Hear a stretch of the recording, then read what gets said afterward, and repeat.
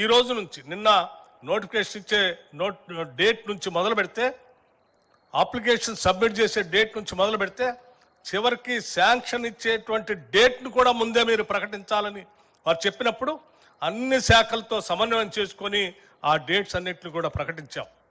ఇవాళ ప్రకటించినట్టుగానే ఒక్క రోజు కూడా డివేట్ కాకుండా ఏ డేట్ నుంచి అయితే నోటిఫికేషన్ ఇద్దాం అనుకున్నామో ఆ డేట్ రోజు నిన్న నోటిఫికేషన్ ఇచ్చాం.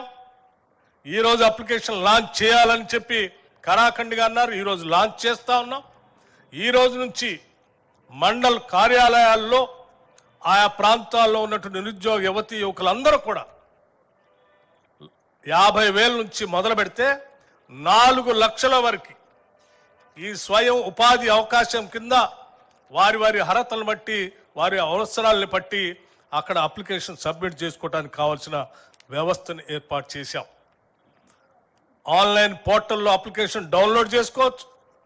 చేసుకున్న అప్లికేషన్ మన మండల కార్యాలయంలో ప్రజాపాలన అధికారి మనం ప్రజాపాలన సంబంధించినటువంటి కార్యక్రమాలను నిర్వహించడం కోసం ఒక వ్యవస్థను మండల ఆఫీసులో ఏర్పాటు చేశాం. ఆ వ్యవస్థ దగ్గరకు వచ్చి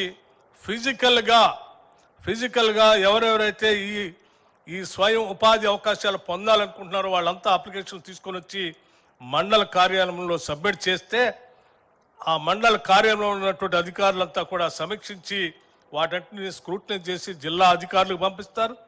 జిల్లా అధికారులంతా కూడా స్క్రూటినీ చేసి కలెక్టర్ ఆధ్వర్యంలో ఆ స్క్రూటినీ చేసినటువంటి కార్యక్రమాన్ని అంతా కూడా వాటన్నిటిని సక్రమంగా ఉన్నాయో చూసిన తర్వాత శాంక్షన్ చేసేటువంటి ప్రక్రియని చివరిగా ఇన్ఛార్జి మంత్రివర్యులు ఆ లిస్ట్ అంతా చూసి అప్రూవ్ చేసి అంతిమంగా ఈ రాష్ట్ర అవతరణ దినోత్సవం జూన్ 2వ తారీఖు నాడు రాష్ట్ర వ్యాప్తంగా అందరికీ శాంక్షన్ లెటర్లు ఇచ్చేటువంటి కార్యక్రమానికి సంబంధించిన క్యాలెండర్ను కూడా ఇప్పుడే ప్రకటిస్తున్నాం.